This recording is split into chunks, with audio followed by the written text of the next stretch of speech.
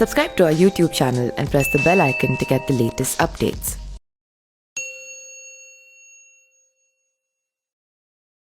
क्या ज्योतिरादित्य सिंधिया बीजेपी छोड़ने वाले हैं? क्या 2 महीने में ही उनका बीजेपी से मोहभंग हो गया है? क्या सिंधिया कांग्रेस में घर वापसी कर रहे हैं? ऐसे कई सवाल हैं जिनके चलते मध्य प्रदेश राजनीतिक हलकों में बीते 2 दिनों से लगातार सरगर्मी बनी हुई है। कांग्रेस, बीजेपी या खुद ज्योतिरादित्य सिंधिया ने अपनी ओर से इन सवालों पर अब तक कोई प्रतिक्रिया नहीं दी है, लेकिन कयासों का दौर थमने का नाम ही नहीं ले रहा है। सिंधिया को लेकर इन सवालों की शुरुआत एक ट्वीट से हुई है। एक न्यूज़ चैनल के पैरोडी अकाउंट से किए गए ट्वीट में बताया गया है कि सिंधिया प्रदेश कैबिनेट में अपने समर्थकों को मंत्री नहीं बनाए जाने से नाराज हैं। उन्हें खुद भी केंद्र में मंत्री बनाने का वादा किया गया था, लेकिन ये अब तक पूरा नहीं हुआ है और वे जल्द ही बीजेपी छोड़ कांग्रेस में घर वापसी कर सकते हैं।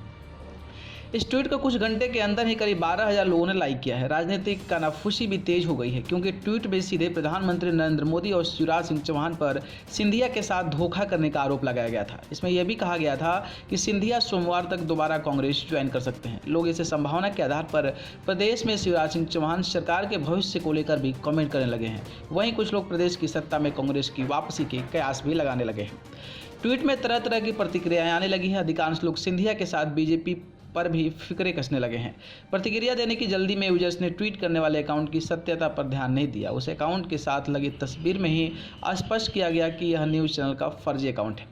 बाद में ज्योतिरादित्य सिंधिया के सहायक ने ट्वीट के फर्जी और भ्रामक होने की पुष्टि की। उन्होंने इसलिए कांग्रेस को जिम्मेदार बताते हुए कहा कि यह जानबूझकर किया जा रहा है। उन्होंने मीडिया में आई कुछ खबरों के हवाला देते हुए कहा कि कांग्रेस की आईटी सेल सिंधिया के बारे में झूठी खबरें प्रसारित कर रही है। उन्होंने सिंधिया की घर वापसी की किसी भी संभावना को सिरे से नकार दिया है।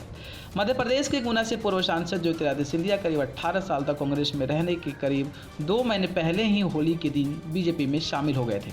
उसके साथ मध्य प्रदेश में कांग्रेस के 22 विधायक ने भी पार्टी से इस्तीफा दे दिया था और बीजेपी की सदस्यता ले ली थी। सिंधिया के कांग्रेस छोड़ने से कमलनाथ के नेतृत्व वाली प्रदेश सरकार संकट में आ गई और उसे इस्तीफा देना पड़ा था। इसके बाद शिवराज सिंह चौहान ने चौथी बार प्रदेश के मुख्यमंत्री पद की शपथ ली थी। न्यूज़ रूम से न्यूज़ लाइव की रिपोर्ट।